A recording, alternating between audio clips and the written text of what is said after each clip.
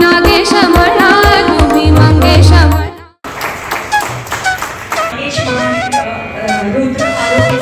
Best wishes on behalf of the their brothers. So,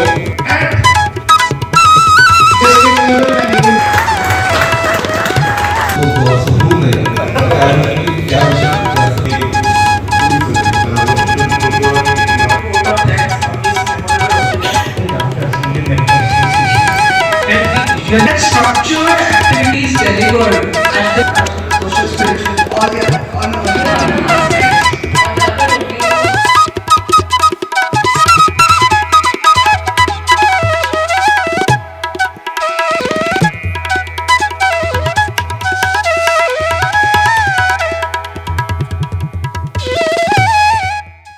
Dr. B.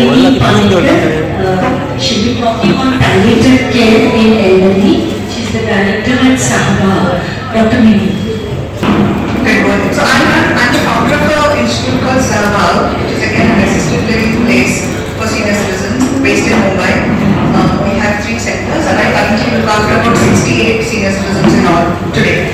So they are all, so one thing that we should all remember is that anybody who comes to an institute definitely has a problem. Nobody who is normal goes to an institute. Everybody lives in their own homes and there's no better place than home. Just to get the things straight, there are 6 pillars of palliative care: medical, nursing, psychological, cultural, social, spiritual. All the earlier speakers of it, so there's no need to expand on that. So there's a difference between palliative care and hospice care. It's a very fine difference. I think palliative care starts at home the moment someone's been diagnosed with a chronic illness, and then the rest of the family knows that now this has to be managed, what the process is and how the person is going to deteriorate in life. Hospice is always the last end. That is also a choice. Many people still continue to do, like I said, in the COVID times, I had ICUs at home. So this was just about that. And of course, as a community, I'm sure in places like Goa also, there's a lot of support from the community, from your, your religious sects, the Saraswat or the Christian communities. I'm sure there's a lot of help that goes on, which is extremely important. Next, please. So I'm not sure if, I'm sure many of you would have had the experience of having an elderly admitted to the hospital. Maybe they had pneumonia, or maybe they had a stroke. Could you all lift hands that when they came back they were worse than when they went to the hospital? At least that's my experience. Yes? So typically what happens is we go with our older parents or grandparents are admitted to the hospital for some illness like pneumonia or any one of those illnesses. In the hospital, they don't realize that the care for an elderly has to be a little different from care for the young. So immediately, the tubes are inserted because nobody has the patience to feed them slowly. They eat slowly, they may have dentures, or they cannot hear well. So, so they make it quick. They insert urinary catheter, they put a feeding tube so the nurses have to just inject the food in, and wherever possible they put tubes. What happens when they come back home?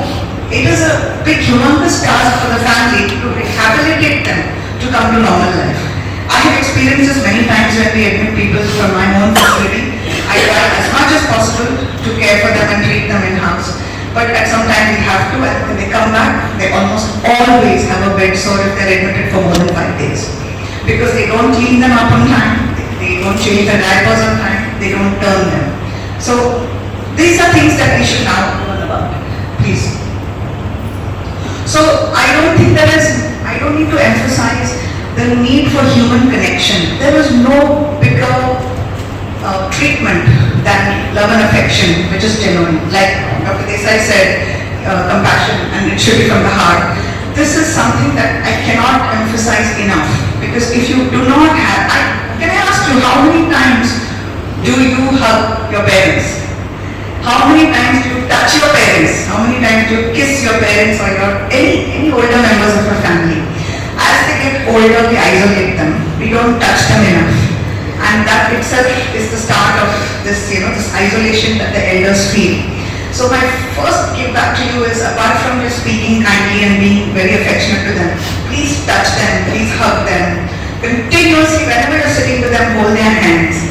Because that is so therapeutic. I cannot explain, I cannot emphasize enough how much that works on healing them and making them a sense of belonging, you know. So my next slide is about Maslow's law. All of us in our school must have studied the Maslow's law. And there is that sense of belonging will deteriorate and dementia and things will start because we don't touch them enough. We have to give them that physical touch. How we touch children? When we see the children, we scoop them up and we kiss them. But we just do not touch elders. We have to change that mindset. Next. So I don't think I should emphasize on these because there's not time.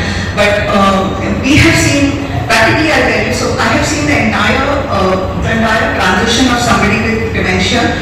See, dementia is confusion, loss of memory. They don't understand what is happening to them, and typically the family doesn't understand. They feel they're just being forgetful. We also are forgetful. We can go into a room and not realize why we are there. However, this is very striking, and the minute you discover in some elderly that there is, and today elderly means anyone even 55 plus, I can see that happening. So if you see someone who is confused, you'll have to take them to the doctor immediately. It could be a neurologist, it could be a psychiatrist, depending on what kind of symptoms they are displaying. But initially, the confusion stage, the one tip I can give you is, when they are confused, do not ask them too many questions. If they are asking for food again and again because they have forgotten they have eaten, do not keep asking them, "Arey, but you have just eaten," or "Are you hungry now again?" Please don't do that, because that leads to irritability, anger, agitation, even violence. You must have seen in frontal lobe dementia, people have even run with a knife to kill somebody because they're so angry, because they're not angry with you. They're angry with themselves because they are so confused. So just give them the food the next time. Say, "Here's your food, here's your water, let's go to the bathroom, now let's go for a walk." Don't ask, "Arey, do you want to go to the bathroom now? Are you thirsty?" No. Do not confuse them anymore. Just do what is required. That is the way to handle that phase as much as possible. Of course, medication helps. Later on, that confusion goes to such a degree. I have seen somebody put a razor on their tongue because they forget that the razor is for shaving. But luckily, they were caught and no damage happened. But that is the level of confusion. Later, the confusion and forgetfulness goes to such an extent that they forget when you put food in front of them, this is supposed to be eaten. They forget that a pen is given to them, this is supposed to be written with. So and it's quick. I mean, within a year's time, you might see all this happening. It's very sad to watch your own loved ones deteriorate like that. But they forget. And that when they were eating too much at one phase, when they were confused, now they stop eating. So you could force them, sometimes tube feed them, but they eat less and less. Eventually they starve themselves. I have seen people pass away because of malnourishment, because they have forgotten to eat, they have forgotten to swallow. So these are the sad ways that end of life happens in a patient with dementia, maybe Alzheimer's disease as well. But it is very common to see these days. And we will be thinking, how do they have energy? Aapko chalna hai to aapko khana hai. But they cannot eat.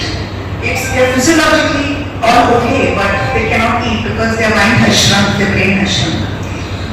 So if required, this is the best time to transfer that person to a hospice care, because they will be able to handle this better as they're trained. Next please. So there are many things especially in Parkinson's disease and all that, there are psychotic and behavioral changes, which is also almost on similar lines, and it can be treated the same way. But following and nutrition, like I said, communication systems are all important in monitoring them, so that you all can take an informed decision as to whether you can manage at home or do you think they're better off in an institution, whether it's palliative care or hospice care. Anyway, I'll just tell you a few things. A fall is the beginning of the end. So for the elderly, just like Sugandhi said, we should try our best to get them a sense of balance. A fall is bad, they're all osteoporotic, especially women. Their bones are like eggshells. One small impact and it's broken. So we have to be very careful with them and try and build their bone density. By the time of 60, we should all be, right now, I think many of us are easier. We should do strength training. We should do body, body weight resistance training, which is important to keep our muscles and bone density well.